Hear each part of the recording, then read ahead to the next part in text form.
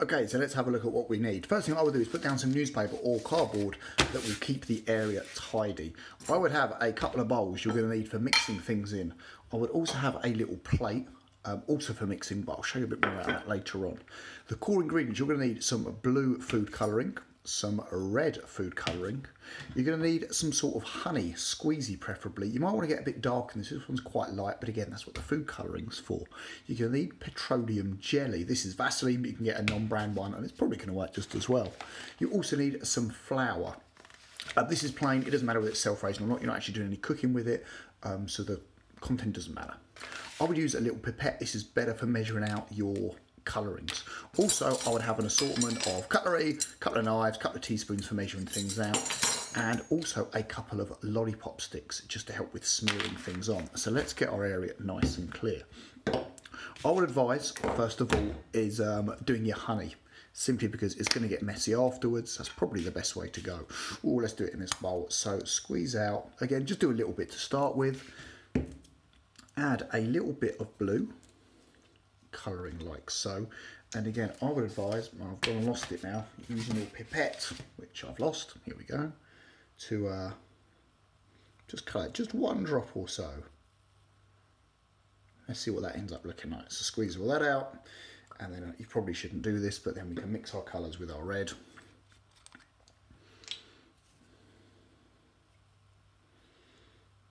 And again, maybe 2 or 3, I think that was 3 drops there, 2 or 3 drops, and that will give you an idea. And then once that's done, you can give it all a nice mix together. So this is still looking, if we go a bit closer, very bluish. So probably then a little bit more red, and see what that does with the colour, balance it out a little bit. And this is what we can do with the dye.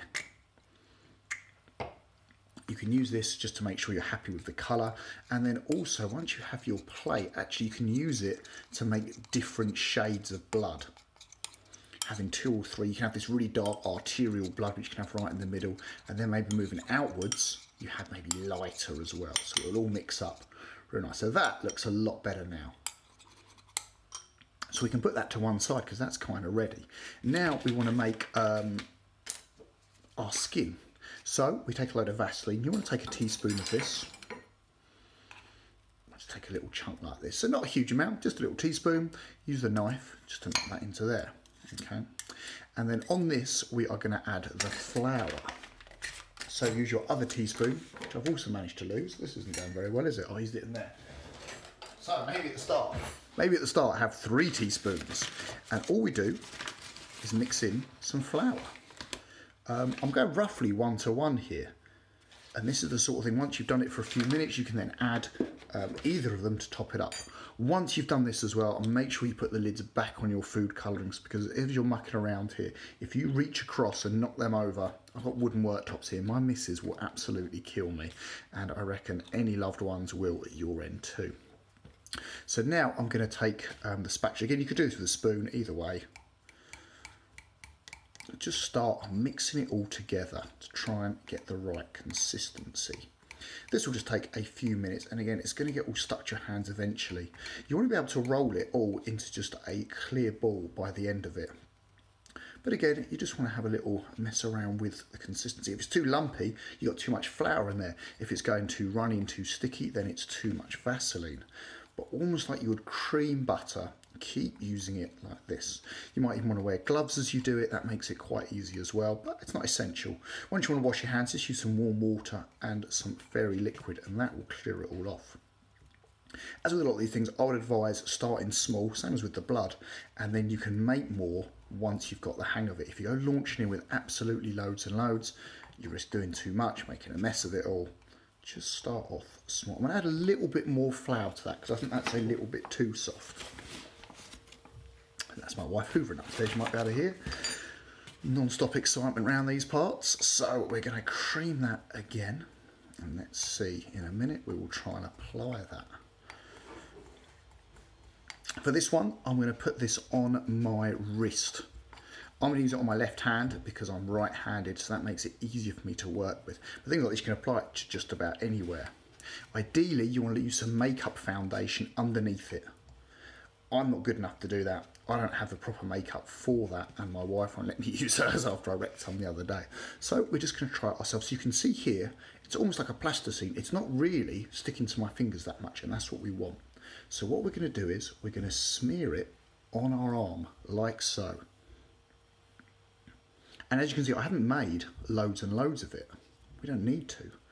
You want it kind of in the middle here, and then thinner to the sides. So we've got quite a long wound there. And again, then at the ends here, we want to cream it down. So right at the end, it kind of blends into your skin a bit more. And then once you're a little bit more proficient, that is where all your foundation will go. That will make it all blend in. So all we do now for this is, remember, it's not across the road, it's down the street. We draw a line down the middle like so. And again, with your finger now, you can start just roughing that up a little bit so it doesn't look as clean. See the difference there? Try to avoid having these big lumps. That will look a bit, especially once it's further away.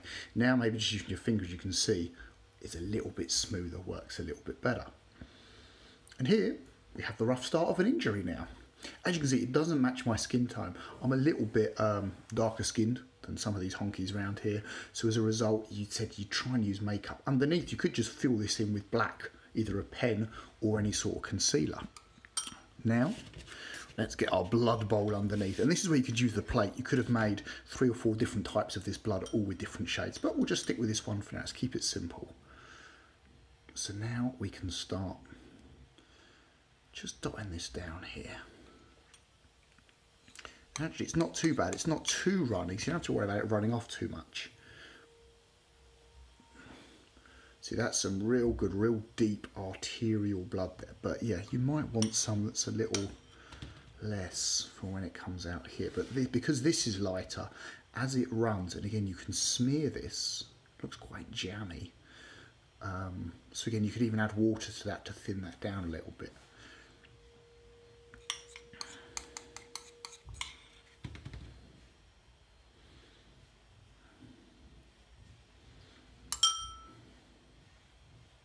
Again, just use your finger on that. You've got the rough mark of the wound.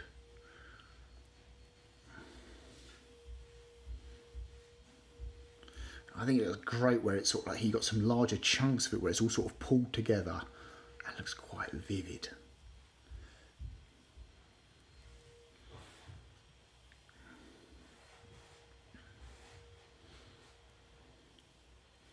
And there we go. Hey presto, there's your cut wrist.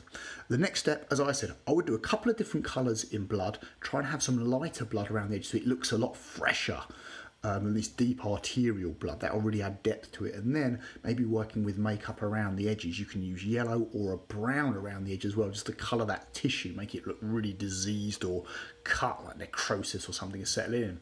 Have a little go, see what you come up with.